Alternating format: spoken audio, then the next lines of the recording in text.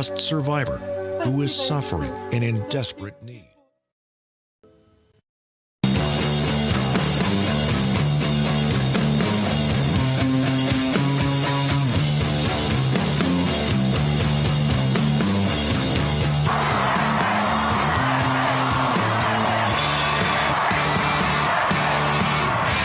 The Charlie Kirk Show starts now.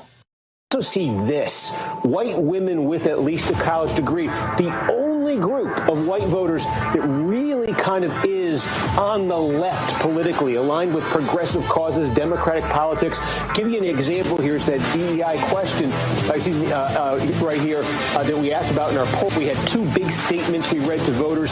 Basically, do you want to continue DEI programs, or do you think they should be ended? And again, look at this divide here. White men, no degree, end it.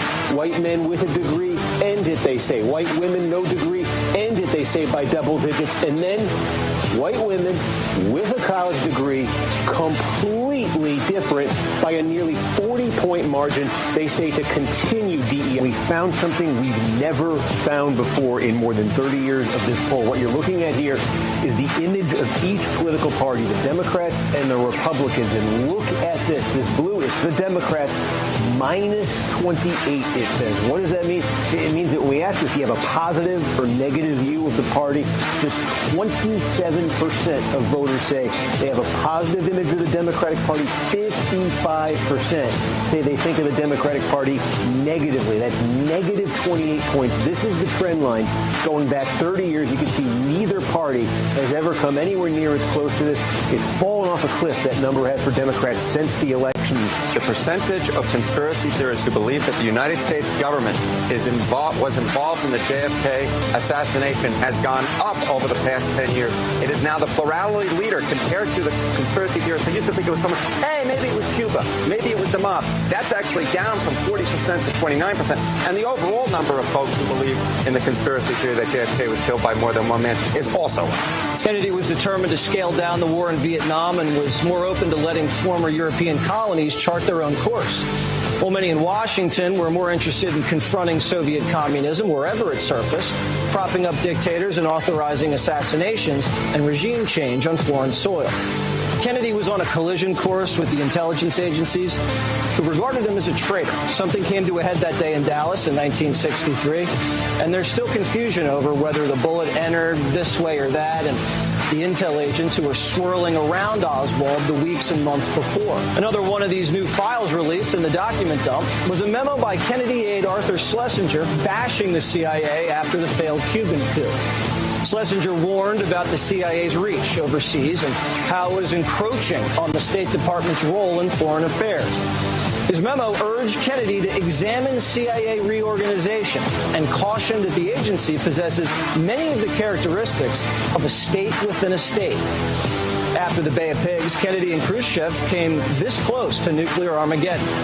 And if he had listened to the advice of some of his military advisors, the world would look a lot different. The theory is that Oswald didn't defect to the Soviet Union. He was sent there as a CIA cutout, an assassin who was sheep-dipped into Soviet and Cuban communist activities so that when Kennedy was assassinated, the country had no choice but to invade Cuba and maybe launch a preemptive nuclear strike on Moscow. Some of these new documents bolster a theory that the CIA created a paper trail at both the Soviet and Cuban embassies in Mexico City at the time of Oswald's visit. The Supreme Court would agree that the president has the authority to absolutely ship these criminals out of our country. The fact that Democrats want to die on this issue is more power to them. And the problem he has with this guy is it's not nothing's compared to Hitler. Nobody compares anybody to Hitler. But the fact is that Putin is not accepting it. He did on the phone yesterday. I will not stop being an aggressor. I am the aggressor. Got it? I'm the one gobbling up a little country next door. That's what I'm doing. And I got my eyes on Belarus. Oh, by the way, I got my eyes on the Baltic states and maybe Poland. I got my eyes on that. So why would I stop here? But again, the terrain has shifted too much since November of 2024.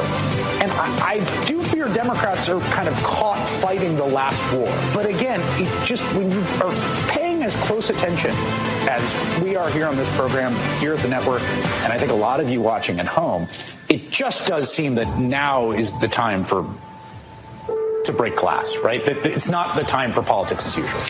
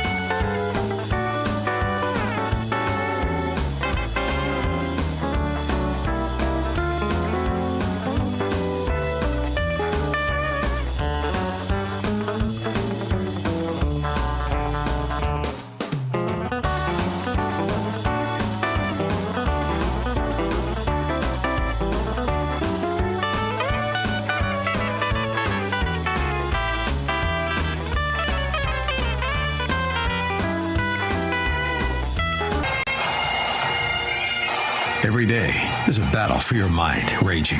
Information coming from every angle with the will to deceive. Fear not. You found the place for truth. The voice of a generation that still has the will to believe in the greatest country in the history of the world. This is the Charlie Kirk Show. Buckle up. Here we go. Hello, everybody. Radio stations across the country. Honored to be with you. As always, you can email us freedom@charliekirk.com and subscribe to our podcast today. Momentarily, imminently, right around the corner, President Donald Trump will be signing an executive order, a major executive order, to keep one of his campaign promises, one that we care about deeply here on the Charlie Kirk Show, which is the abolition,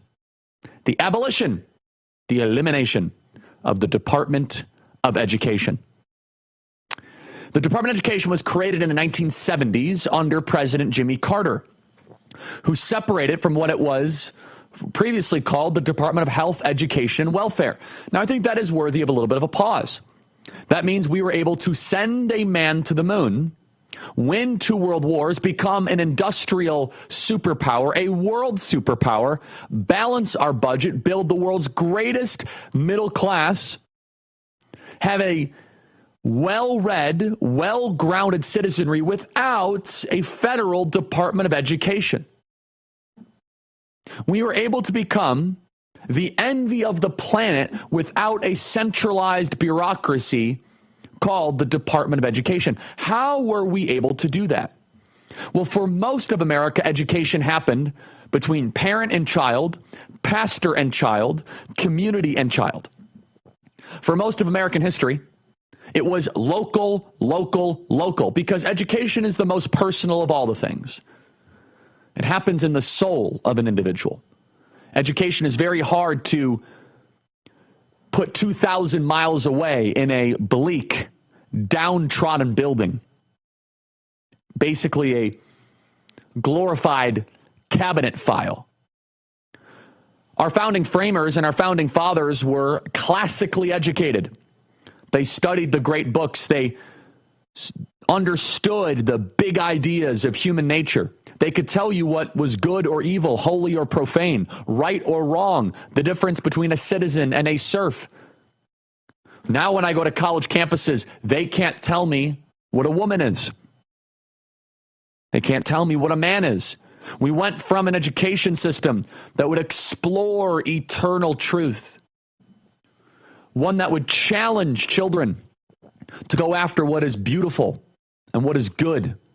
And instead, we gravitated away towards an administrative state model of education. The Germans, which have a tendency to introduce the worst ideas imaginable, introduced this idea of historicism, coupled with historicism, which is an idea that history has an endpoint, and we must keep on growing the state to get us closer to that endpoint. It is Hegelian in nature. was this idea of the administrative approach to education. This was largely authored by people such as John Dewey, Woodrow Wilson. They wanted the centralization of education, that no longer should parents be in charge of education, no longer should churches or synagogues or communities, but we need to prepare students to become good worker bees. Now, every time I hear a Republican politician say, well, we want our education system to create the best workers of the future, I cringe. That is not what education is about. Education is about creating good citizens. Education is about creating people that are capable of answering life's deeper questions. You see, if you create good citizens, they can do any job that you throw in front of them. Instead, we entered into the hyper-specialization of American education. We were going to sit in single-file lines. No longer would we have dialogue or discussion in the classical form of education. You will be taught science, technology, engineering, and math. You will keep your mouth shut. You will do what you are told. It's hyper-authoritarian. And over the last 100 years, we have seen the downfall of American education, and Jimmy Carter accelerated that trend away from the proven model that led us to a superpower and closer towards a Marxist version of how to educate our kids. Since the creation of the Department of Education, spending on education has gone way up, while American education performance has actually gone down, often dramatically. For decades, Republicans have promised rhetorically to get rid of the Department of Education. Reagan said he would. In fact, that'd be fun to get a clip of that. Congressmen have talked about doing it, but nothing has happened. People assumed that Trump would be the same way, that he would talk about abolishing it, but it wouldn't happen. Oh, it's just a bunch of rhetoric. It's just a bunch of talk. It's just a bunch of jibber jabber. But President Trump is the promise keeper president. He is the promise keeper president. So today he is signing an executive order ordering Education Secretary Linda McMahon to do everything possible to make herself the last education secretary. Now, of course, there are some obvious caveats. The department was created by Congress, so it probably can't be completely abolished without Congress. But we can do as much as possible to make the department's demise a mere matter of paperwork. Trump has already laid off or furloughed thousands of the department's staff. He can relocate the programs we can't get rid of. There's no reason we need a special cabinet department to run Pell Grants. We had them before we had an education department. We can apply the same principle to federal student loans and have the Treasury Department run them. Scott Bessent would do a much better job running anything to do with financial transactions than the Department of Education. Does the Department of Education need its own civil rights office? Why not just have it at the Department of Justice? And while we're at it, let's have a go after real discrimination that occurs in our schools against white, Asian, and Jewish students. Not just going after fake hate crimes that happen on college campuses. Speaking of which, you guys should get that clip, which was quite an interesting encounter I had at the University of Tennessee. Now, getting rid of the Department of Education also won't cut the budget quite as much as it might seem. The department has a massive, colossal budget of $250 billion, but most of that is stuff that we can't get rid of for now. Pell Grants, student loans, and important stuff like special education funding that we should, of course, keep. It's Title I funding for schools. But the principle here is incredibly important. We are getting rid of a department that never should have existed in the first place. Getting rid of this department would be a major step forward towards the localization and the restoration of the Parents' Party movement. This was a pledge that President Trump made to the Parents' Party, that no longer are bureaucrats going to say that they are in charge of our kids. What President Trump is saying declaratively today is that it is your kids, not the state's kids. It is not some government bureaucrat. Here is Ronald Reagan making a promise. I'm going to get rid of the Department of Education. Ronald Reagan said, play cut 243. The budget plan I submit to you on February 8th will realize major savings by dismantling the departments of energy and education and by eliminating ineffective subsidies for business. Yeah, none of that happened. In fact, the Department of Education grew and added more headcount. It strengthened, it deepened, and it did more damage. And Ronald Reagan failed in that regard. And that was when it was early. That was before it was this beast that it is today.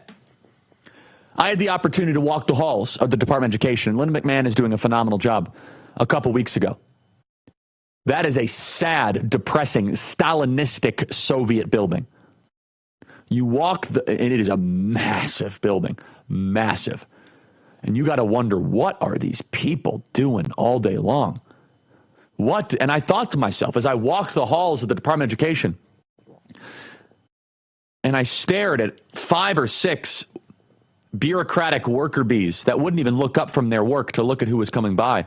Just monotonous. I said, what does that person right there at that computer screen, what business does that human being have over my daughter in Arizona? The answer is none. 0. They don't know her. They don't know anything. So it's time to retire them. End it. No mas. Afuera. Delete it. Z-Factor. ReliefFactor.com is the way to find Z-Factor. Z-Factor is a great way that you guys can get to sleep. I'm a big sleep believer. In fact, last night I got some great sleep. It is kind of one of the reasons why I'm able to have so much energy. I don't actually drink any caffeine.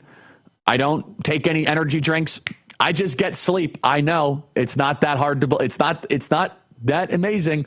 Just do it. It will change your life. Z-Factor can help you guys get to sleep. It's 100% drug-free, no groggy feeling in the morning. Go to ReliefFactor.com to check it. Better sleep without drugs. See how Z-Factor can get you the Z's that you want. We'll be right back, everybody.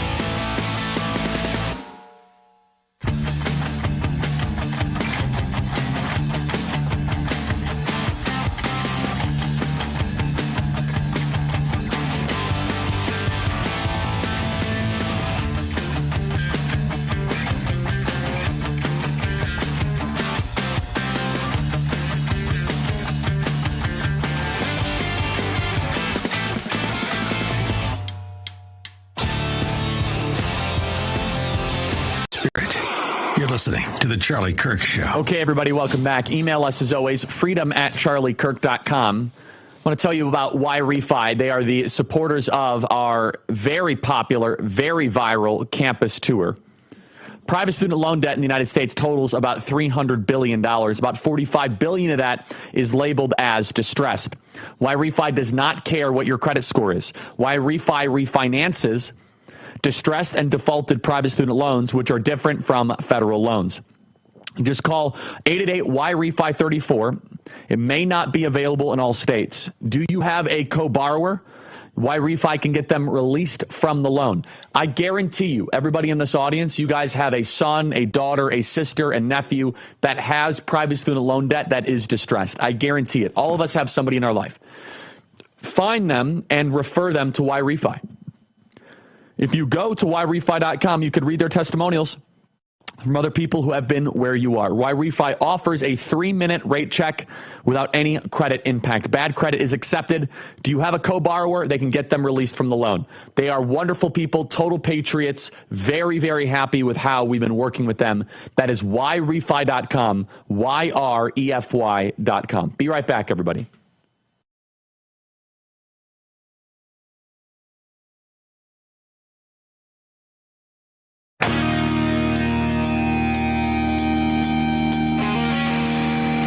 Welcome back, everybody. Email us, freedom@charliekirk.com. This is from the great Dr. Larry Arnn from America's greatest college, Hillsdale College, which, by the way, do you know Hillsdale receives no federal money? Do you know that almost all of your local alma maters receive federal student loans? Hillsdale does not. It's one of the reasons why they're America's greatest college. According to Dr. Larry Arnn, there are 23 million civilian employees of the government, state, federal, and local. 11 million of them work in education. 11 million of them. Almost half. But did you know out of 11 million, 6.7 million of them are not teachers or teachers' assistants? Over half. So you have 11 million people in education.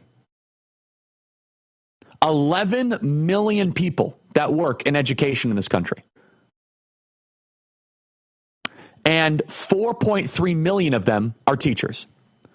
So 4.3 million are teachers, and the remainder, 6.7 million, are principals, assistant principals, deans, paper workers, administrators. This is the problem with education. Most fundamentally, is that we have become a bloated, overweight country, both metaphorically and literally, by the way, but that's a whole separate topic for a different time. And our institutions have found themselves to be a little bit lethargic, getting a little bit slow, a little bit slug, and not caring about the delivering of the education for our kids. You can walk into any local high school. The high school I went to was falling victim to this. I saw it happening at Wheeling High School when I was sophomore, junior, senior. I saw this trend really accelerate towards the end part of my high school years, which was all of the extra money that District 214 was receiving, where I grew up, District 214, very well funded, incredible, unbelievable amounts of money going to schools. Teachers were earning $100,000, $120,000, $130,000 a year. That's when I was going to school. And it's a lot more now. I mean, the pay increases are through the roof. Huge pensions. It was very common to have a PE teacher where I went to school earn $145,000 a year. Very common. And I started to see this trend where the more money that Wheeling High School would receive, it wasn't going towards teachers or teachers' assistants. It was going towards a part of the building that I rarely visited. A part of the building that I wasn't really even sure who all these people were. And it was right in the administrative bloat. And they would be adding on new offices and they'd be adding on new areas. And we were wondering, who are all these people? I think I saw my guidance counselor like twice throughout my 4 years. And boy, these guidance counselors would make a ton of money. And some of them were, nice, wonderful people. It's not an indictment of them, but their role is largely unnecessary and would cost the taxpayers hundreds of thousands of dollars and then pensions for the rest of their life. Our nation's report card is a failure. We cannot meet basic standards. Only 61% of fourth graders are proficient in math. There was a story recently that I thought was a parody. A young lady graduated with honors, and she can't read or write. The school gave her honors distinction, and she cannot read or write. It's a true story. You can go through over 20 schools in downtown Baltimore, and you cannot find a single student in fifth grade that can read. Not a single student. Yet these teachers keep on getting paid. And the administrators, they keep on getting paid. And the administrators are there allegedly to try to keep standards up for the kids. And a whole different topic for a different time is how public sector teacher unions have done more damage to America than Vladimir Putin ever will. How public sector teacher unions, like the National Education Association and the American Federation of Teachers, they operate as a cartel, very similar to the Sinaloa drug cartel, very similar. They are harming our kids. They are poisoning them with bad ideas. Public sector teacher unions run by Randy Weingarten, who might as well be Education El Chapo, has sent tens of millions of kids' lives backwards. And they are an arm of the Democrat Party. Eliminating the Department of Education is a death blow against the education cartel that has been harming our country. Be right back.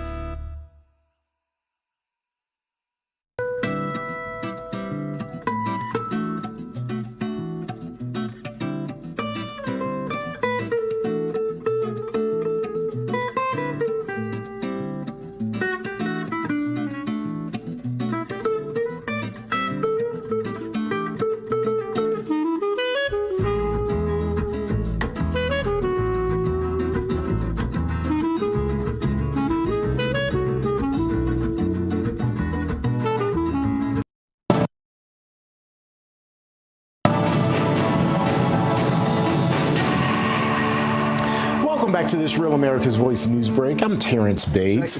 President Trump expected to sign an executive order today abolishing the Department of Education.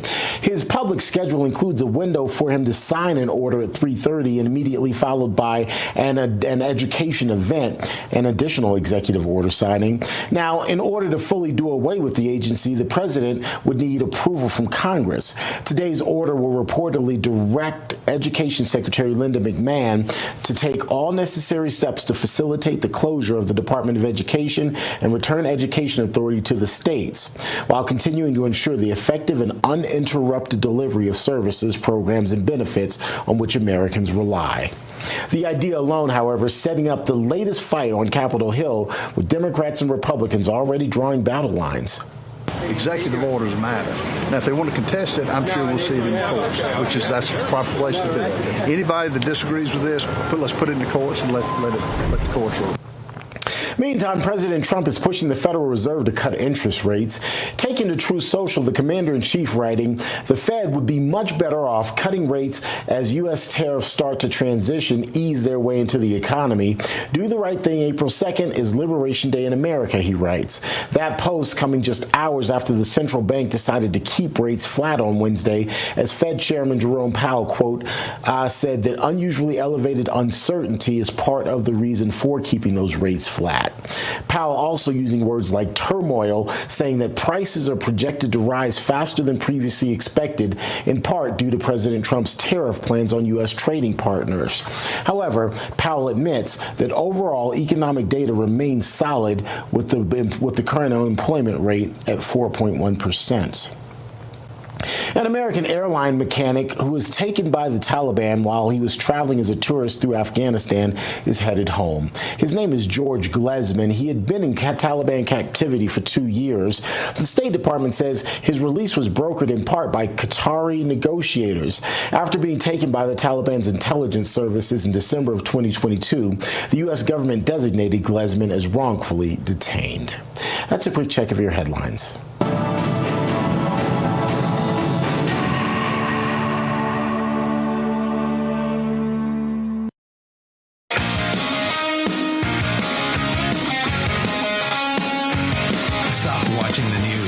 Start making some.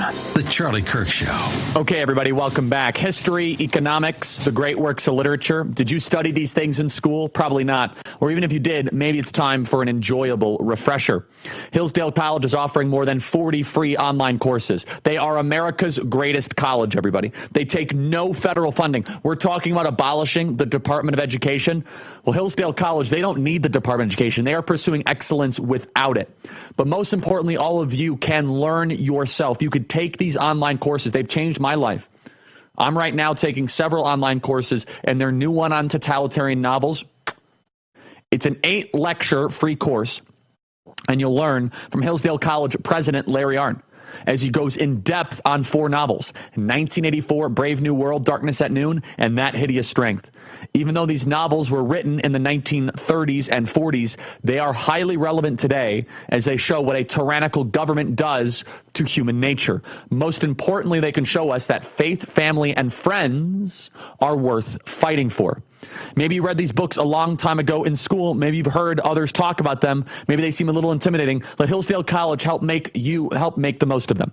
Go right now to charlieforhillsdale.com. That's Charlie, F-O-R, Hillsdale.com. There's no cost, and it's easy to get started. That's charlieforhillsdale.com, the register, C-H-A-R-L-I-E for Hillsdale.com. Hillsdale is America's greatest college, and a perfect segue to our next guest, who is the professor of politics and the dean of the Van Andel Graduate School of Statesmanship and the Charles and Lucia Shipley Chair in American Constitution at Hillsdale College, Dr. Ronald J. Pistrito. Doctor, welcome to the program. Thanks for that welcome, Charlie. It's good to see you. Absolutely. And I am a student of yours, both in person and remotely through the Hillsdale online courses at the Claremont Institute. I loved your course on the Federalist Papers. So there's lots to discuss here. I would love to get your historical take on injunctions. When did they come about? How should we think, from a constitutional perspective, the very rapid use of nationwide district court injunctions? Well, there's a little bit of recent history on this, actually, and to be honest, I think Republicans have to look in the mirror a little bit because back when we got the Obama administration, it came into office and was not able to get its program through the Congress, they decided to go very aggressive with administrative power, and the Republicans at that time, instead of using the powers constitutionally that Congress has, instead of fighting the Obama administration itself, especially through the budget process, the power of the purse, instead the Republicans ran from that and decided to go crying to the courts. And they took the Obama administration to the courts. Now that's been a practice in both Republican and Democratic administrations since then. It's certainly been ramped up massively now that we have the second Trump presidency. But it's really a practice that unfortunately probably even Republicans have relied upon too much instead of using the Article I powers that they do have. And so it seems as if the growth of this is very disturbing and is compromising Article 2 specified powers. Does a district court judge have any jurisdiction over foreign policy decisions made by a president? No, he does not. And the federal courts have been, including the Supreme Court historically, have been very, very reluctant to involve themselves in any kind of question that might involve foreign policy or what one might say are even some of the core discretionary powers of the executive under Article 2. And so that's why some of the taken by some of these district court judges, ordering the turning around of airplanes or instructing the Department of State to disperse funds even while they're just taking a pause, the $2 billion funding order that we had recently reviewed by the courts. These things are typically way out of bounds for federal courts. And, I have to say, I do think that a good amount of this will ultimately end up being reversed at the Supreme Court level or at the higher court level. But the question is, how long is that going to take, and how much trouble and harm to our country is going to be done while we wait for the Supreme Court to get into the ring? We heard That's exactly right. Chief Justice. Yeah. I'm sorry, Charlie, go ahead. No, please. We heard Chief Justice what? Please continue. We heard Chief Justice Roberts come out just recently and, make the case that, hey, the impeachment isn't appropriate kind of language to use. The appellate process is the way in which we handle potentially rogue district court judges. And in one sense, he's right about that. But if his own court is going to be so reluctant to police the lower courts, then he really is almost setting the situation up for this kind of rhetoric. And the other thing that I haven't heard mentioned very much is, of course, there's a layer of courts in between the district court level and the Supreme Court level, and these are the courts of appeal. And where most of these cases are being brought, and they're being brought here for obvious reason, they're being brought in the District of Columbia. And the appeals court in the District of Columbia, the federal appeals court, is the one that was notoriously stacked with Democrats by Harry Reid. And so it's not as if once these district court decisions get up to the appellate court level, there's not likely to be a terribly sympathetic hearing there either. And so these are really matters that should be in front of the Supreme Court. The Supreme Court should be policing this. You saw 4 justices in the case on the USAID funding get really quite angry. Justice Alito was quite angry at the court for not intervening in that case sooner. So it'll be a matter of when the Supreme Court wants to get involved. So the lower court judges that are making these decisions, they seem to have a little bit of an arrogance where they know they're going to probably get slapped down and get an angry judgment, but they don't really care. That's what's so disappointing. is the naked partisanship here. Is deep down, I think these district court judges know they're acting improperly, but they justify it because Trump is so bad and we have to do what we possibly can to stop him. Is there any recourse that can be delivered against these rogue decisions? Well, I think ultimately the most likely recourse is they're being overturned by a higher court, and especially by the Supreme Court. That's the most likely. Now, we have heard talk of impeachment, and I'm certainly not opposed to impeachment for judges who knowingly betray their judicial duty. The problem is it's simply not a realistic remedy. Impeachment requires, a supermajority vote in the Senate that is simply never going to happen. And so, it's just, to my mind, not a very practical remedy. And, the leftists know this. They know how to judge shop. Quite frankly, the Republican lawyers, when President Obama and President Biden were in office, they knew how to judge shop as well. It's very easy to do at the district court level. There are 90 some odd district courts, and you only need to win in one of them, right? That's the great problem with a lot of these universal injunctions, is you can go district court to district court to district court and lose. And then if you find just one district court judge who's willing to enjoin the government, then that's it. They only have to go for 1 out of 94, essentially. And it's not hard to do. It's like getting an indictment. A prosecutor getting an indictment, you can indict a ham sandwich, and getting an injunction in district court, especially in D.C. If you can't do that and you're a Democratic attorney, you should consider a new line of work. And that's so disappointing for the Republic and bad for the country. So another big case happening right now is that Trump has fired 2 members of the FTC, which Democrats are claiming is illegal. Can you explain the case of Humphrey's executor to our listeners? You bet. And in one sense, it is illegal under existing Supreme Court precedent, under the Humphrey's executor precedent from 1935 that you just named. And of course, the Trump administration knows that, and one has to guess that the very reason that they have decided to go after these officers from the FTC is they know that will put the question squarely before the Supreme Court of the United States.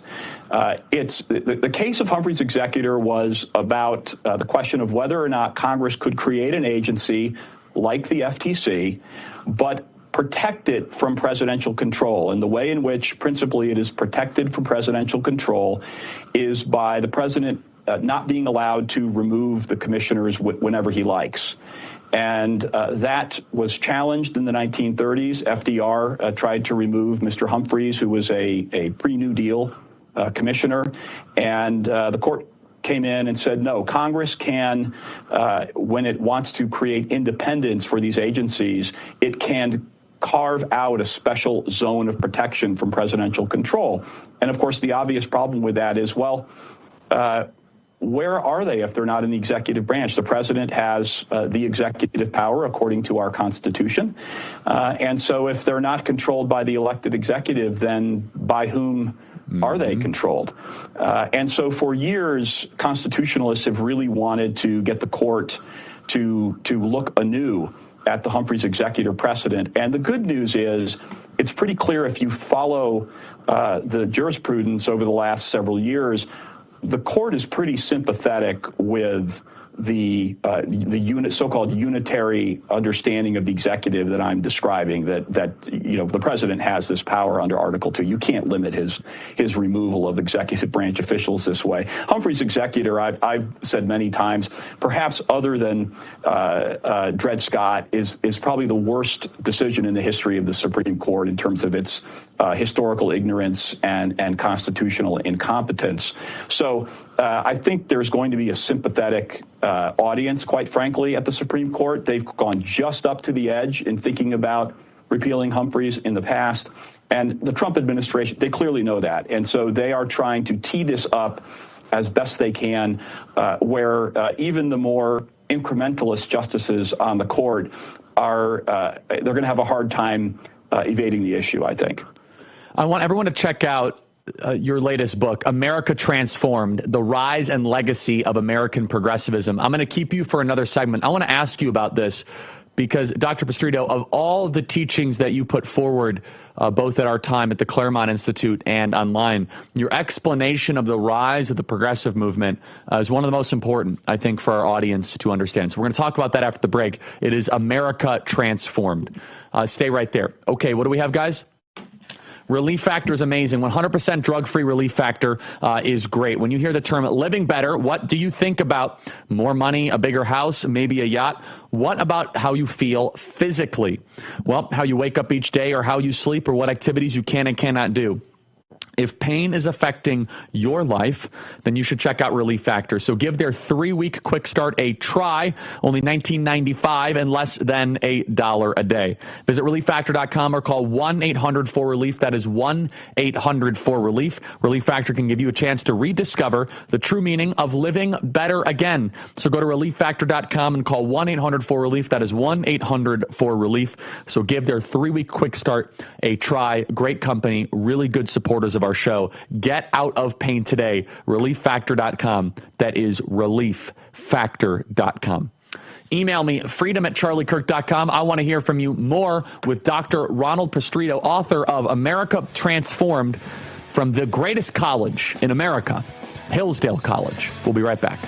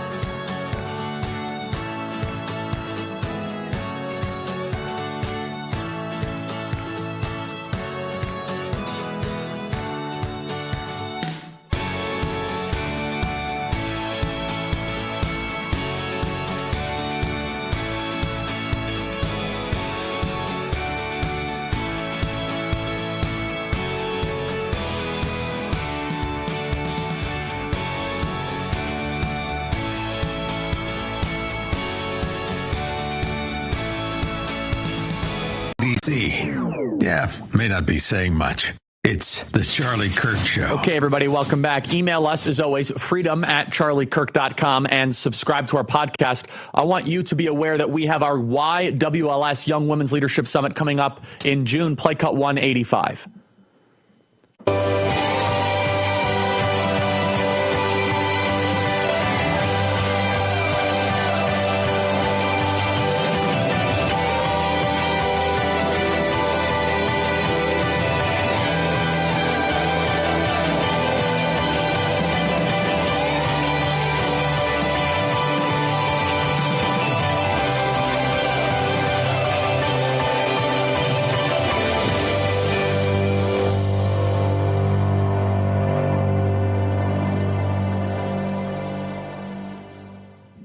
So check that out, YWLS. That is at tpusa.com, tpusa.com.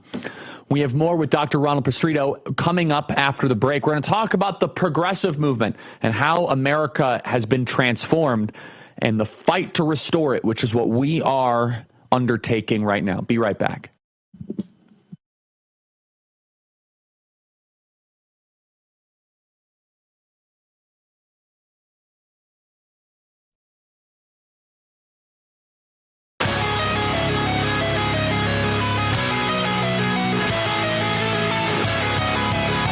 Hey, everybody. Welcome back. Email us freedom@charliekirk.com and subscribe to our podcast. Dr. Pistrito continues with us from the great Hillsdale College, author of America Transformed. Doctor, tell us about your book. Well, the book chronicles how we got to the place that we currently are. So people might wonder, we were talking about the FTC and the Humphreys executive decision before the break, and people might wonder, well, why is it that Congress would have wanted to kind of wall off an agency and protect it and apparently make it unaccountable? And the story of how that happened and what a just incredible departure that is from the original Republican vision of our founders really goes through the progressive era, the original progressive era, back to the likes of Woodrow Wilson especially, and also folks like Teddy Roosevelt.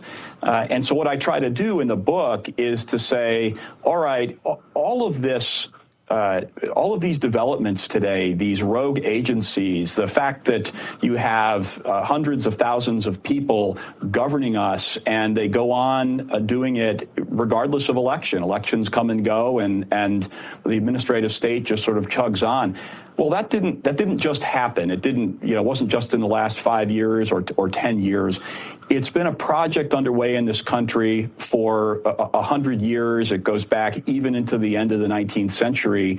And so the book basically traces the very different arguments about the purpose of government, the great critique of the Constitution, the progressive argument that, hey, the time of the founding is past and we got to get some new ideas here, traces that into what they did then to institutions in the 1930s and how the law changed and how we ended up here, you and I, today talking about, why can't the president go ahead? He's elected, after all, by a majority of the country. Mm-hmm. Why can't he go ahead and control other people in the executive branch? How did we get here? And so the short version is the book tries to tell that story. Over the last 100 years, power seems to have concentrated in the unelected bureaucracy and the unelected judiciary, both of which seem to be the protectorate of progressivism and the growth of the state. What would you say is the philosophical foundation for progressivism that led towards what we now see today? Where did this come from? What did Wilson, what did Dewey, what did these people believe? Well, what they did, Charlie, was they imported a philosophy of government that was a real novelty to America. American government, as you know very well, was founded on the principles of the Declaration of Independence. The point of government is to secure the God-given rights that individuals have, and government by consent of the governed is the only legitimate form of government. Well, what the progressives argued was that that was perhaps an appropriate way of thinking for the late 18th century, but that, we had now been presented with a whole new host of problems, of economic problems, social problems. The old principles were inadequate for the crisis that they faced, when they came on the scene in the latter part of the 19th century. And so the dominant philosophy, to get at your question, the dominant philosophy was that of the German state. Mm-hmm. Woodrow Wilson, for example, wrote very admiringly of the bureaucratic system of government in Bismarck's Prussia, and wondered how we might bring that kind of government by expertise, not government by consent, but government by expertise. Consent gets in the way, right? Ordinary consent gets in the way. People have different opinions, and they want their interests to be respected. Much better, the progressives argued, if we could just bring in a kind of scientific elite. And often when I've been doing this for longer than I want to admit, and often when I used to bring it up, people's eyes would kind of glaze over, talking about the Germans and bureaucracy and state theory and so on, until we got COVID.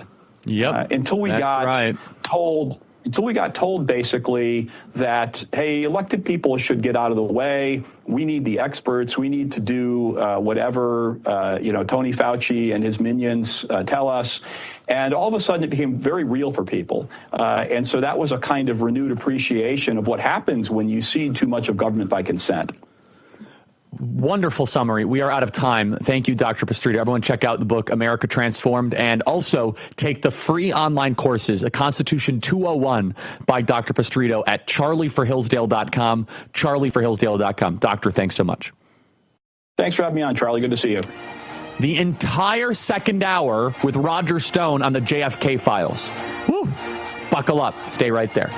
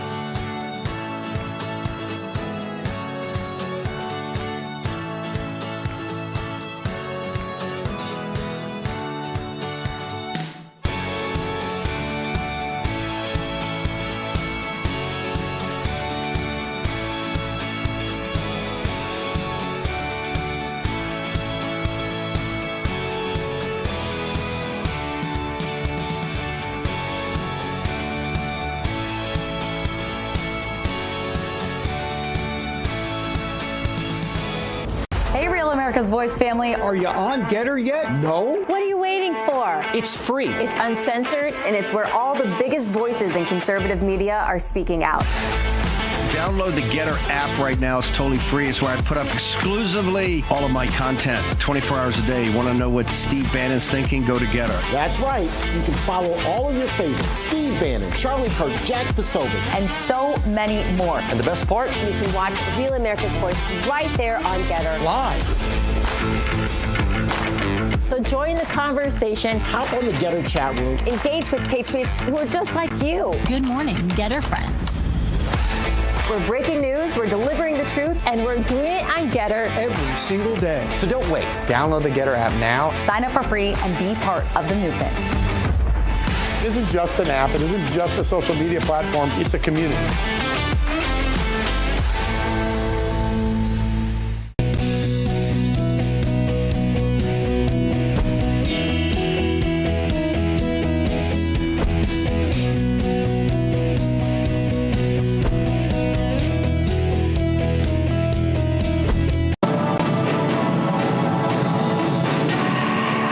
Back to this Real America's Voice news break. I'm Terrence Bates. If you're expecting a tax refund, there's a good chance you've already filed your taxes. If you're expecting to owe the IRS, you're probably holding off filing with the agency for as long as possible. In fact, you're likely talking with your accountant about filing an extension. Whatever you decide, the deadline is now less than a month away, so you got to get going. Cameron Kinsey with Tax Network USA joins me now with more on how her company can help you if you're wrestling with those tax problems. Cameron, good to see you. Great to see you. Thanks so much for having me. So talk about some of the services that Tax Network USA offers, particularly now that we're ticking closer to the deadline. Yeah, we're an experienced team of tax professionals, CPAs, enrolled agents, tax attorneys who specialize in helping individuals and businesses. We handle anything from tax relief and IRS negotiations, for audit defense, for tax preparation. It's just important to note the IRS isn't on your side. They have thousands of agents dedicated to squeezing every single dollar that they can from hardworking Americans, and the tax code is intentionally complex, and one mistake, no matter how small, can really lead to audits, to penalties, legal trouble, and that's just really where Tax Network USA steps in. We fight back, just ensuring that you're not overpaying during this tax season or getting hit with unnecessary fines or fall victim to government overreach that we've seen. You said you work on IRS negotiations. There's this school of thought out there that you can't negotiate with the IRS. So talk about how your experts go about that. Yeah, it's a simple and streamlined process. And it's basically, we are a liaison between you and the IRS. So you don't have to wait on hold for hours on end. We have established relationships with these IRS agents. We start with a full financial review just to ensure that our clients take every advantage of every single deduction and credit that's available to them. From there, our tax team prepares and files on their behalf and their returns accurately and on time, so they're not paying any fines for that, making sure that they stay compliant, they don't trigger any red flags with the IRS. So unlike basic tax prep services that a lot of companies offer, we offer year-round support. We help clients plan strategically just to minimize their tax burden and avoid future issues during this process as well. And what kinds of clients do you typically work with? Are there any jobs that are too small, any returns that are too small for you? No, not at all. We've seen a plethora of cases. We work with everyday Americans, business owners, self-employed individuals, retirees, W-2 employees who really have just found themselves in trouble with the IRS or needing help in some way, whether somebody owes back taxes, if they're facing an audit, simply need expert guidance to get their finances in order. We've stepped in to help. We've represented high-profile clients, high-profile businesses as well. But like I've said before, at the end of the day, our goal remains the same. We're just protecting people from IRS overreach or financial hardship that they've may experienced as well. And how long does the process typically take? Let's say from the initial consultation to an actual resolution of an IRS issue or a tax issue. That does depend on the complexity of the case. You know, some issues like penalty abatement, setting up an installment agreement, that can be resolved in a matter of weeks. But more complicated cases, such as offers in compromise, settlements, or IRS appeals, if you need that, can take weeks to a couple of months due to government processing times. But really, the moment that we step in, we deal with all of that for you. We handle all communication with the IRS so our clients don't have to deal with the stress of collection calls or letters, things like that. One of the most frightening ideas when it comes to the IRS is an audit from the IRS, and that's also something that you can help clients with?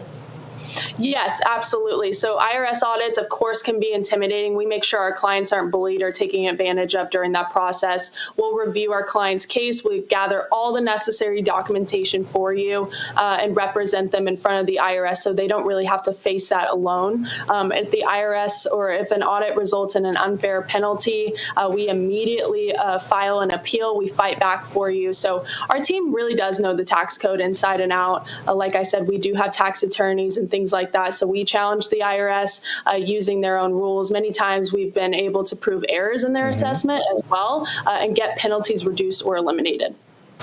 Cameron Kinsey, we appreciate your time. tnusa.com/RAV. The phone number is also there on your screen. You can go there to get all the information that you need to start handling your business when it comes to the IRS. Thanks so much for being here with us.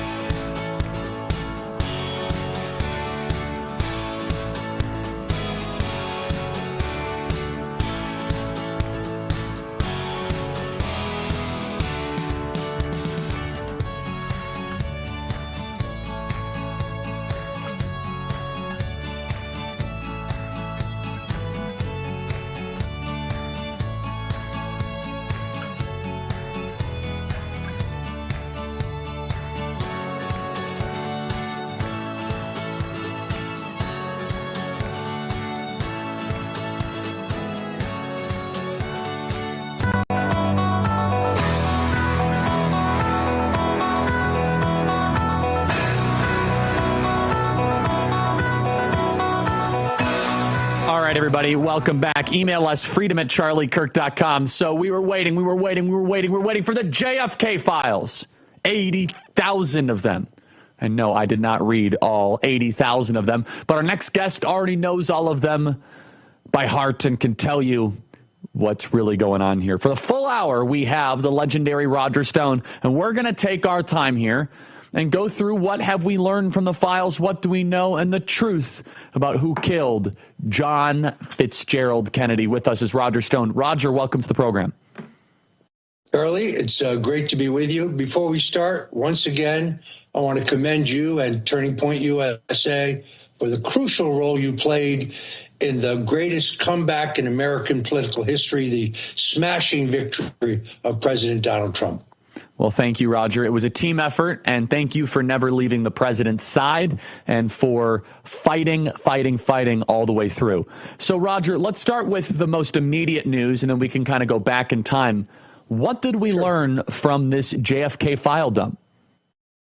I think the one thing we learned is that the Central Intelligence Agency has dissembled in the past about their knowledge of Lee Harvey Oswald, at least his existence. We've learned that they knew he was not a good shot.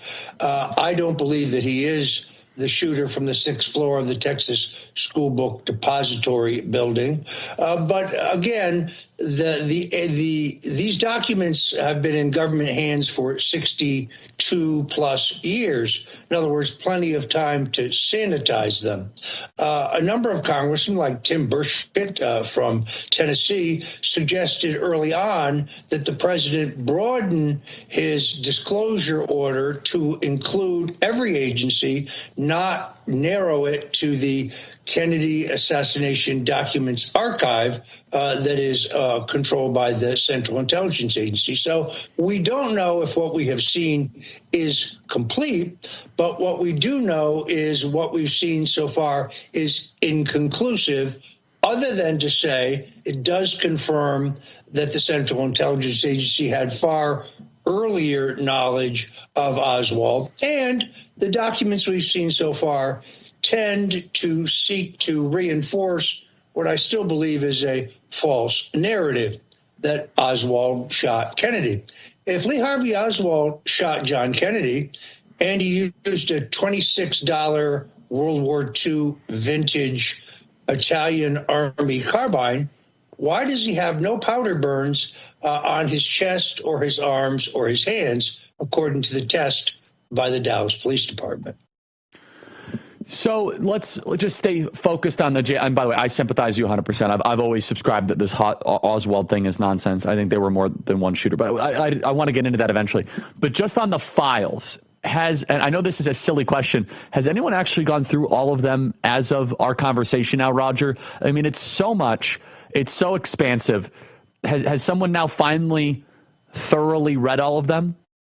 Other than to say that you can find a grok analysis of it, I think the answer is no. Also, the search capability is limited. So, in other words, if you search by certain terms, it won't work. I don't know a single person who has read all 80,000 documents. In fact, all 80,000 documents haven't even yet been uploaded. It was interesting that late in the day of disclosure, the day these were released, there were reports that the Department of Justice was going to delay the release based on purposes of national security. And then I was glad to see that Tulsi Gabbard, keeping the president's promise, announced when the documents could be seen both online and you can go to the National Archives and see them in person. You got to make an appointment, I believe, but for any American to see. So the president has kept his promise. But what we don't know is whether what is going to be released, ultimately, all 80,000, is in fact complete. I don't think any conclusion can be drawn based on what we have seen, other than the agency's knowledge regarding Oswald starts far earlier than they say. Remember, Charlie, that The law mandating the release of these documents was passed in 1994. The date set was 2017. At that time, President Trump released about 80% of the documents, and we learned of some amazing things there. For example, we had the 1099 from the IRS to Lee Harvey Oswald for his time working for the FBI as an informant. For example, we had a memo from J. Edgar Hoover, then the head of the FBI, to President Lyndon Johnson, saying that the KGB, the Russian intelligence agency, had conducted their own independent investigation into Kennedy's assassination. And they had concluded, as I did in my 2013 book, The Man Who Killed Kennedy, The Case Against LBJ, that Johnson was complicit in Kennedy's assassination. So President Trump already released a number of really compelling and interesting documents way back in 2017. He didn't release all of them that time because Mike Pompeo, the CIA director, asked that 20% of the documents be held back. Those are the documents that we are seeing now and which we will see more of shortly. So, yeah, so just so our audience understands that they're still all being uploaded in real time. Is that correct? That this is a process? That is correct. So all 80,000 are not out there. Therefore, it's impossible to make a total judgment. There's a number of questions, and I've been posting them, that just remain unanswered, and it doesn't appear that we're going to get answers out of these documents. So do you think that there will be any documents that will prove your hypothesis connecting it to LBJ? And if so, what would that even look like? No, because I think actually the documentation of that is already established. For example, on the 6th floor of the Texas School Book Depository building, we find the fingerprints of a man named Malcolm Mac Wallace. They're on both the window encasement and they're on the cardboard boxes that form the crow's nest from which the shooter allegedly shot. We know that they are Wallace's fingerprints because Wallace was arrested for first-degree murder and tried and convicted in 1951. He shot and killed a man named John Douglas Kinzer, who was blackmailing Lyndon Johnson. He was also an employee of the U.S. Agriculture Department in a patronage job arranged for him by, well, Senator Lyndon Johnson. We also know that 6 people saw a man in the window of the Texas School Book Depository building who met the physical description of Wallace: middle-aged, heavy-set, balding, with glasses. 6 different witnesses see a man who meets that description, not the description of Lee Harvey Oswald. And then, as you may know, just weeks ago, Alex Jones released an audio tape that came from the grandson of Billy Sol Estes. Billy Sol Estes was a flamboyant Texas wheeler dealer. There's Malcolm Wallace, who was a crony of Johnson's, went to prison for corruption. But the grandson released an audio tape that is a conversation between Billy Sol Estes and Cliff Carter. Cliff Carter was the chief political operative for Lyndon Johnson, executive director of the Democrat National Committee in the 60s, in which they openly discussed the fact that Johnson had hired Wallace to shoot President John Kennedy. So it is my assertion the Johnson portion of this is pretty well proven. There's a number of other elements. For example, both Geraldo Rivera. Hold that thought, Roger. Hold that. We're going to do that one right after the break. Hold that thought. Roughgreens.com. Ever see your dog slowing down or having health issues and wonder what can I do to make them feel better? Well, we love dogs on this program, and your dogs need your best attention, your best possible treatment. In the first 30 days, your dog will see shinier coats and increased energy. By day 60, your dog will have a stronger immune system, less shedding, and improved joint function, all due to live nutrients that you've added to their diet.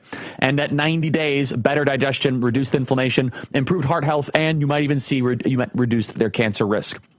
Fetch a free Jumpstart trial bag for your dog today. Go to roughgreens.com. Just use promo code KIRK. That's roughgreens.com, promo code Kirk, and discover shipping. You don't have to change your dog's food to improve your dog's health. Just add a scoop of Rough Greens. That is RUFFgreens.com, promo code Kirk. In the first 30 days, you'll see shinier coats and increased energy. So go to roughgreens.com, promo code KIRK.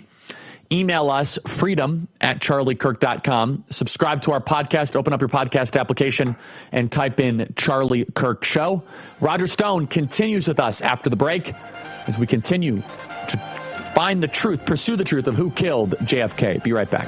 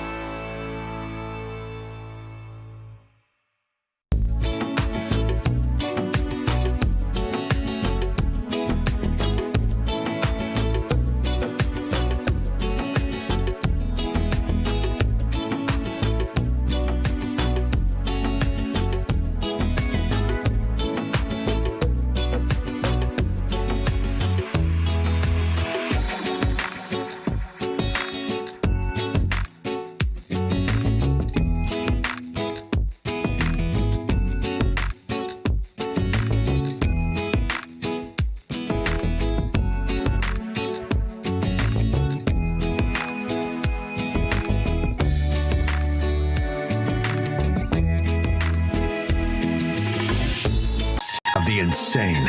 You're listening to the Charlie Kirk Show. I want to tell you about Why Refi. Why Refi is a great way, guys, to get out of student loan debt. Private student loan debt is $45 billion, and it's labeled as distressed. A lot of it is.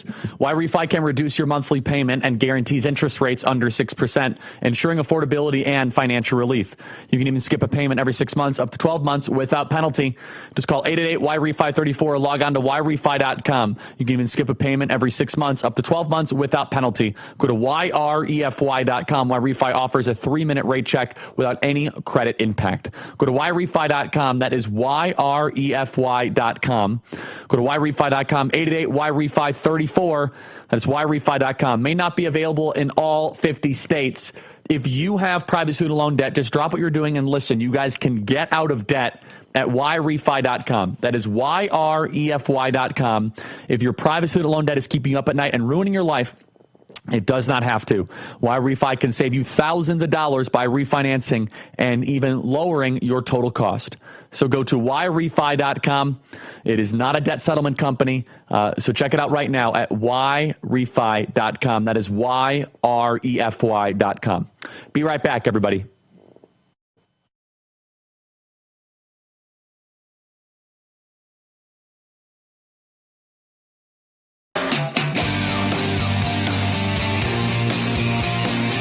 Okay, everyone.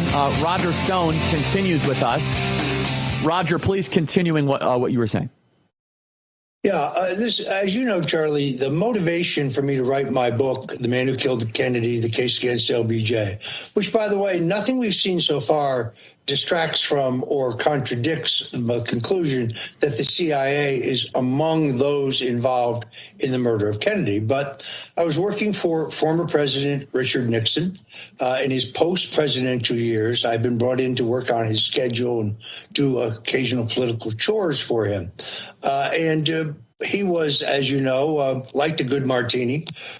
He was enormously prospective and not very retrospective. In other words, it was very hard to get him to talk about the past, about his relationship and friendship with John Kennedy or Dwight Eisenhower or Nikita Khrushchev or any of the high points and low points of his career.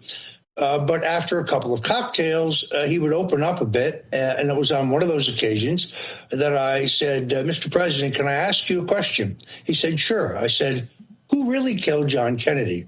And he stared into his martini for a few minutes. He looked up at me and he said, well, let me say this. The Warren Commission was the biggest goddamn hoax in history. I said, I'm sorry, sir. I don't understand. What are you saying? He said, well, let me put it to you this way.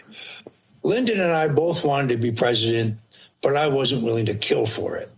And it was that motivated me to go into 5 years of research to write my book, in which I concluded that Johnson, who as the Senate Majority Leader took the very unusual step of appointing himself to the subcommittee of defense appropriations in the Senate, where the CIA's budget was secretly prepared, their black box budget. So Johnson was the paymaster for the CIA.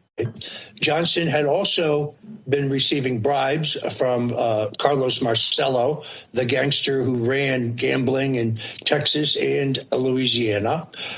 Interestingly enough, the man who passed those bribes to LBJ, a man named Jack Halper, got a presidential pardon 2 days after Lyndon Johnson became president. He had been convicted on some unrelated charge. Johnson also obviously was the water carrier for Big Texas Oil. So I believe all of those entities had their own interests in the removal of John Kennedy. In the case of the Central Intelligence Agency, which is the focus of most of these disclosures, there were two problems. One, the Bay of Pigs, which was the invasion of Cuba by the United States, that was designed to look like an indigenous Cuban uprising. Now, the plan, which was born under Eisenhower, in a working group headed by Vice President Richard Nixon, included air cover for the men storming the beaches that was supposed to be supplied by 29 Panamanian-flagged fighter jets piloted by Cuban pilots. For reasons we do not know, the CIA canceled that the day before the invasion. Consequently, the invasion was a fiasco. The men storming the beaches in Cuba at the Bay of Pigs were cut to ribbons. Curtis LeMay, the head of the U.S. Air Force, at that point the Joint Chiefs, went to JFK and said the only way to save the day here is to send in the U.S. Air Force. Kennedy refused because that would have exposed that this was a U.S.-sponsored operation. The CIA blamed Kennedy. Kennedy blamed the CIA. And then there's the Cuban Missile Crisis. We've been told that brave Jack and Bobby Kennedy faced down Nikita Khrushchev, who withdrew the missiles that he had stationed in Cuba 90 miles off our shore. But Charlie, that's not true. 40 years later, when documents were declassified, we learned what the military knew in real time, which was we removed our NATO missiles from Italy and Turkey in return for an agreement with Khrushchev to remove the missiles from Cuba. But that agreement had no on-site inspection. So there was deep distrust between the CIA and President Kennedy, and therefore a motive. We also know, and this can be quite well documented, that the intelligence services and the Secret Service had learned that John Kennedy had become addicted to methamphetamine. He was seeing Dr. Max Jacobson of New York, who was known also as Dr. Feelgood. Dr. Jacobson was attending many of the beautiful people of the day, Frank Sinatra, the opera singer Maria Calais, Pablo Casals, Leonard Bernstein, Nelson Rockefeller, and he was injecting them with what they were told was a proprietary blend of vitamins and enzymes that would lift their energy. In fact, it was an early proprietary blend of methamphetamine. If you look at the manifest. Hold that thought, Roger. Hold that thought. Manifest. Hold that thought. The book, really quick, Roger. What's the name? The Man Who Killed Kennedy, The Case Against LBJ. Stay right there. Be right back.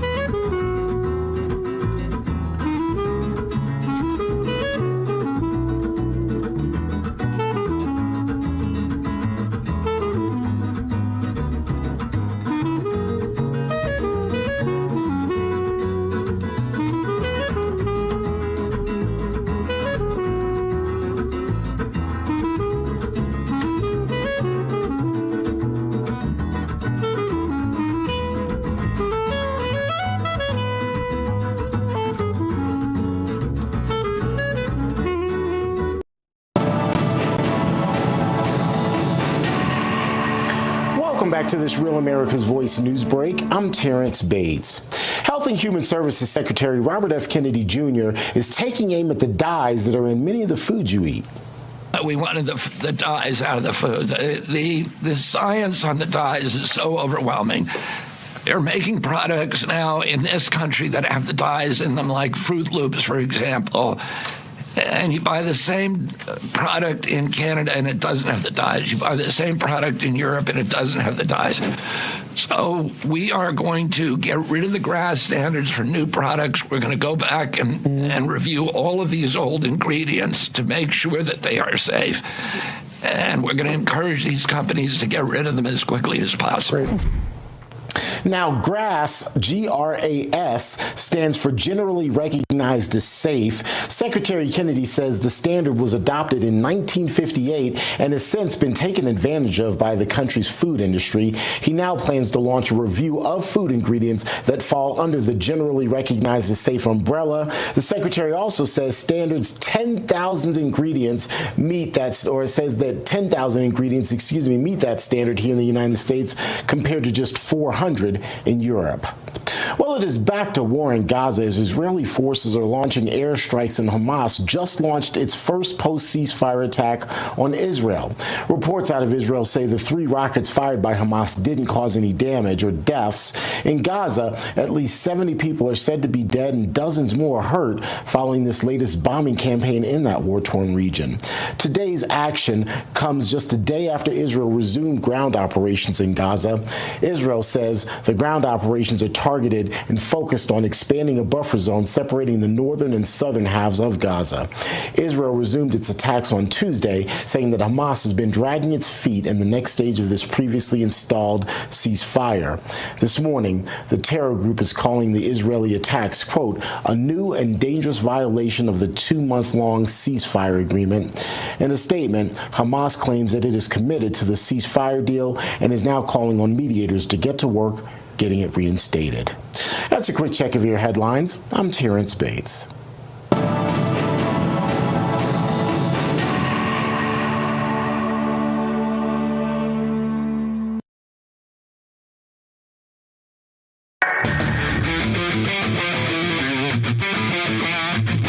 Speaking the truth, no one else has the guts to say. The Charlie Kirk Show. Okay, everybody, I want to remind you about the Herzog Foundation. If you are a parent out there, it is a great opportunity for you. If you're wondering if your current school can truly support your family's values, the Herzog Foundation is here to help. And the great team at Turning Point Academy are working with them. With the Trump administration working to abolish the Department of Education and return control to the states, there's never been a better time to explore Christian education, ever. For too long, federal overreach has dictated how children learn, but now parents have a greater say in their kids' futures. This shift could make Christian education more attainable than ever. Visit readlion.com to access must-read articles, and don't forget to sign up for the Lion's daily and weekly newsletters. That's readlion.com. Stay informed, stay equipped, and shape your child's future. Readlion.com. That is readlion.com. Portions of the Charlie Kirk Show are brought to you in part by the Herzog Foundation and the Lion. Roger, you were saying something about a manifest. Yes. What I'm trying to do here, Charlie, is to demonstrate the motive of everyone who I believe is involved in Kennedy's assassination. So to wrap that up, the Central Intelligence Agency is angry about what they think is the mishandling of the Bay of Pigs, the mishandling of the Cuban Missile Crisis, and they're concerned about John Kennedy being attended by Dr. Max Jacobson. If you look at the manifest of those who traveled to Vienna for the summit conference with Khrushchev, you'll find Dr. Jacobson on that manifest. And in fact, he writes extensively in his own book about injecting John F. Kennedy with this proprietary blend of methamphetamine prior to his meeting with Khrushchev. So we've established the Central Intelligence Agency's motive, a lot of which I think is being confirmed in these documents. And then, of course, there's Big Texas Oil.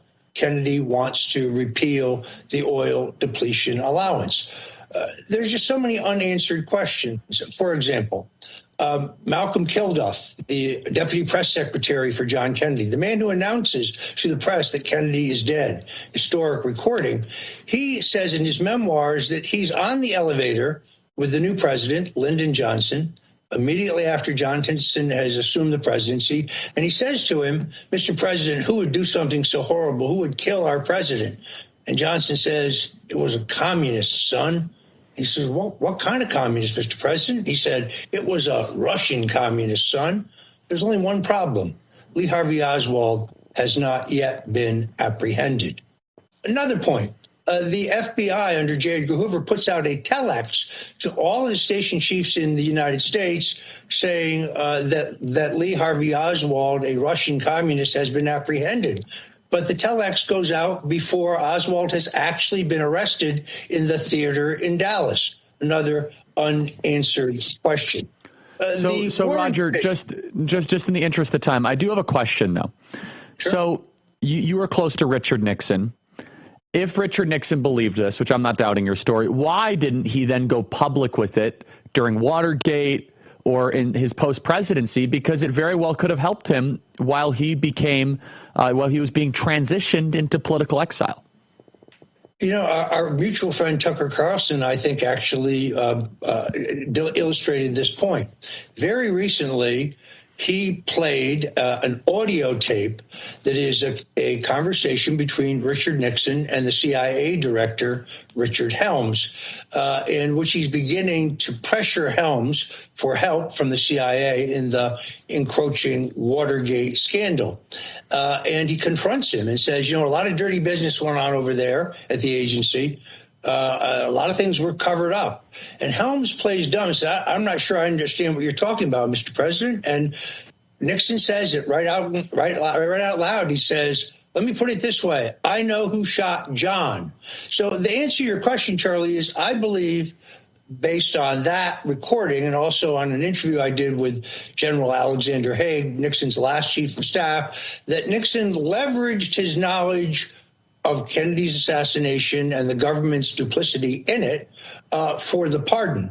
And as reported by the New York Times, Gerald Ford, later president, but at that time a member of the Warren Commission, at the direction of J. Edgar Hoover, the head of the FBI, actually takes the autopsy diagram from Kennedy's doctor, erases the markings that show a wound in Kennedy's upper back, and moves it to his lower neck, rear neck, to accommodate the so-called single bullet theory. When the New York Times asks President Ford, then a former president, why he did this, he said, well, the country needed closure. He didn't say the country needed truth. He said the country needed closure. So I believe Nixon actually leveraged this knowledge, leveraged this information. General Haig told me Nixon had them by the short hairs, and he told them, if I'm going down, I'm taking everyone with me. So Roger, let's now go through the events on the day that JFK was shot. What happened that day specifically that was suspicious, out of the ordinary? And what in the cover-up or the investigation made people believe that there was something here that was less than desirable?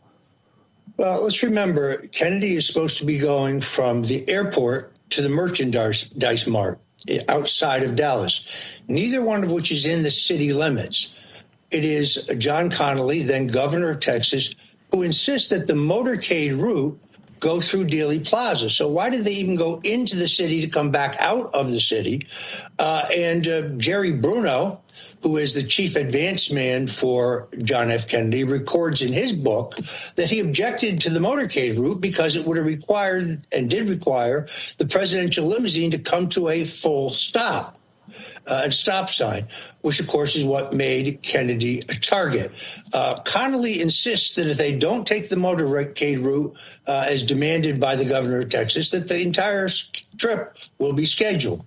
Secondarily, all of the buildings on both sides of Dealey Plaza are supposed to be searched, emptied, and sealed. They aren't. There's supposed to be multiple plainclothes Secret Service agents throughout the crowd. There aren't.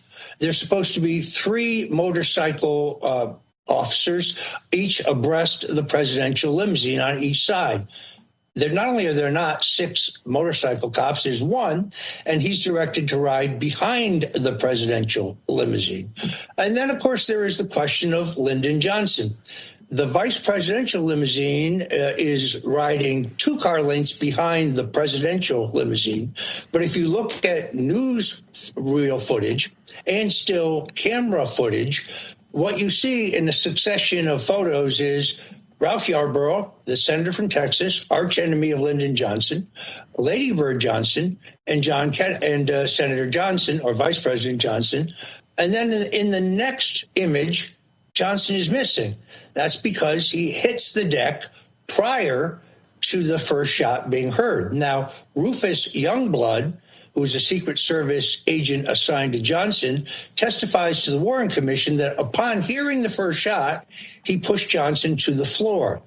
After Johnson's death, Youngblood recants and says, well, no, that's not actually what happened. That's what I was told to say. But that Johnson hit the deck and was talking into a small radio or walkie-talkie prior to the first shot being fired. All of those anomalies raise suspicions about what happened that day. In fact, it was Johnson who convinced Kennedy to visit Texas. The purpose of this was to bind up a division between the more conservative Bourbon wing of the Texas Democrat Party and the more progressive liberal wing as headed by Senator Yarborough.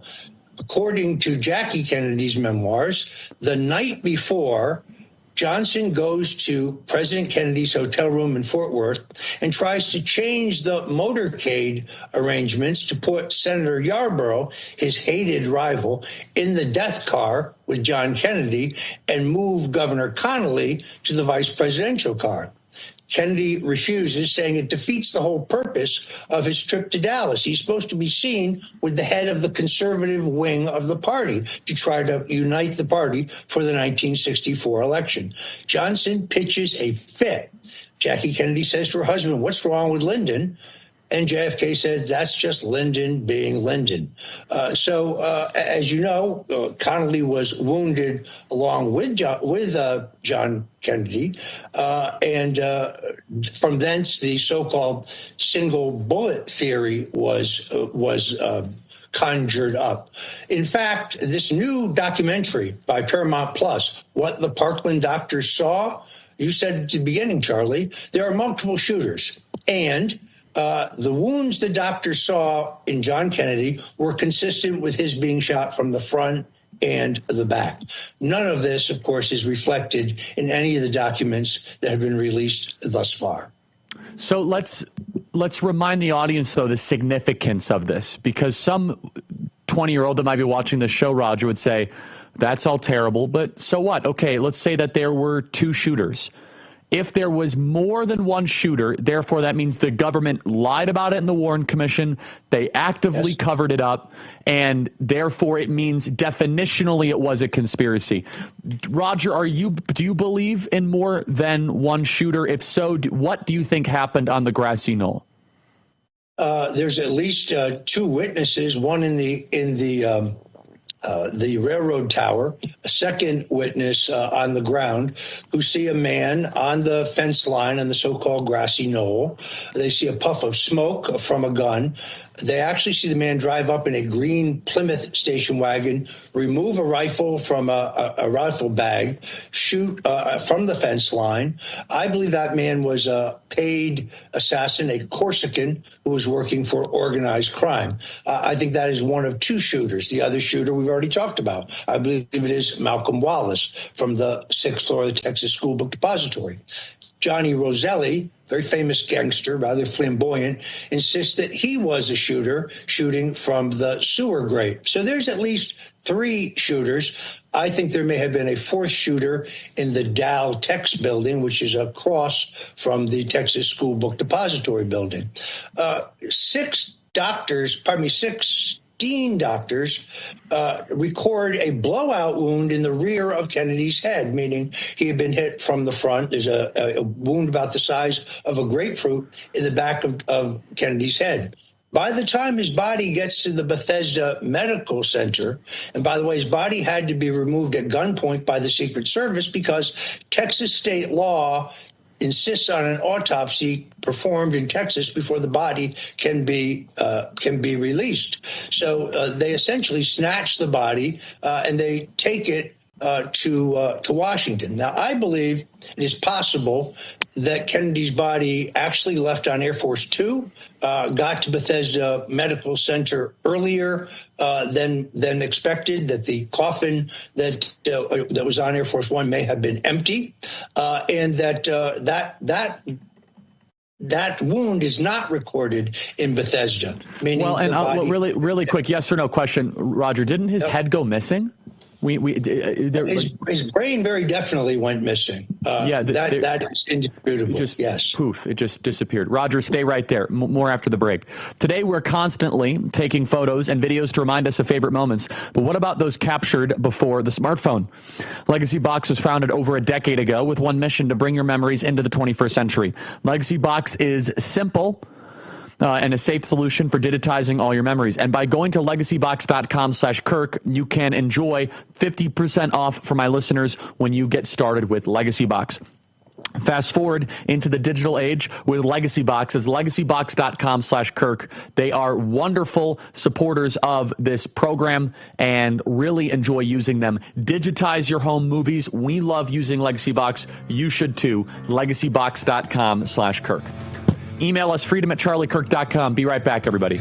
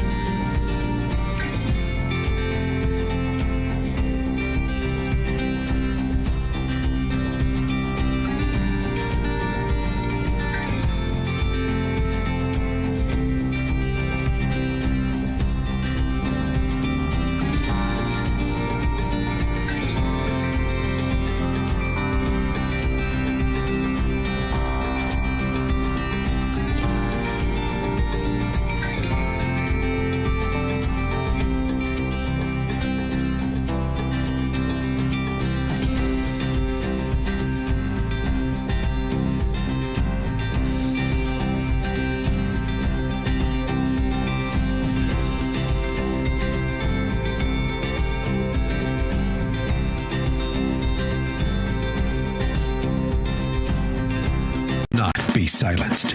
You're listening to The Charlie Kirk Show. Okay, everybody, welcome back. Email us, freedom@charliekirk.com, and subscribe to our podcast. Next week, I will be at Jack Hibbs Church, Calvary Chapel, Chino Hills. Look forward to seeing many of you there. We are taking about a little week pause just to kind of study and stay put and enjoy March Madness. And then I'm telling you, April, we are going nuts. I have, I think, like 16 campus events, 35 overall speaking events. We are all over the country.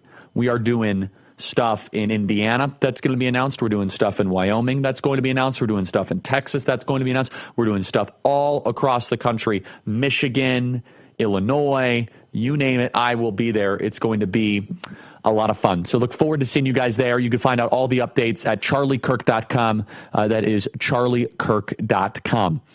In the meantime, if you guys want to become a member, it's members.charliekirk.com to get all of our episodes advertiser free. That is members.charliekirk.com, members.charliekirk.com. Be right back, everybody.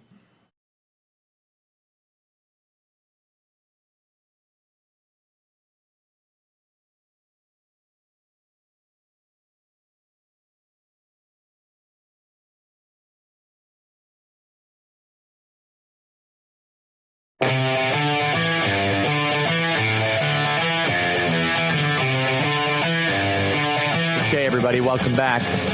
Subscribe to the Charlie Kirk Show podcast page. Okay, Roger. So we have a couple minutes remaining here. The significance of getting towards the truth of this could show that the government lies to you and the government was involved. What would you say to someone that still believes that Lee Harvey Oswald acted alone, and any one of us that believes that there's more to the story, that we're just being conspiracy wingnuts? Roger, your response. I'd ask them to look at the events of Butler, Pennsylvania. I'd ask them to look at the events of West Palm Beach. The similarities are very eerie. Let's take Butler, for example. We know that the Secret Service, the state police, and the local police know for 92 minutes there's a man who's been seen with a rangefinder and a gun within the sealed perimeter of the president's event, but no one tells the president's direct security detail, and he's not evacuated, which is what the Secret Service manual would have required. We're told that the Secret Service, the state police, and the local police are all on different radio frequencies, so they can't communicate with each other. In fact, local police see a man with a gun on the roof of a building earlier than the Secret Service, but they can't communicate that.